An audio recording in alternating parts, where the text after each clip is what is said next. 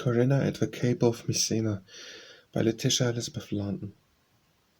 How much of mind is in this little scroll, whereon the artist's skill has bodied forth the shapes which genius dreamed.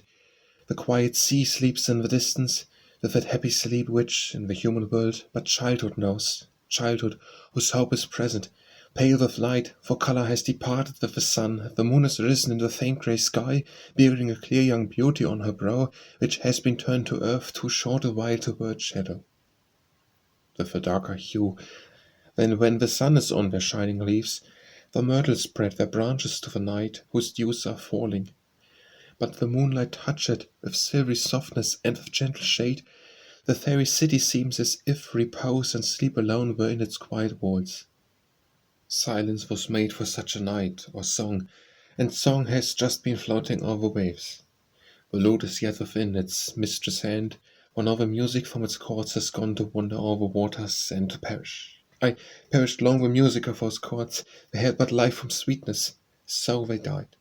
Not so the words, for even as the wind that wafts the seeds which afterwards spring up in a perpetual growth and then subsides, the song was only ministered to words which have the immortality of pain. A lady leans upon that silent lute, with large dark eyes like the eternal night, so spiritual and so melancholy, the exquisite Corinne. There's a power given to some minds to fashion and create, until the being present on the page is actual as our life's vitality.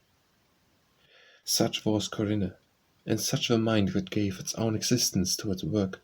Corinne is but another name for her who wrote, who felt, and poured her spirit on her lay. What are the feelings but her own?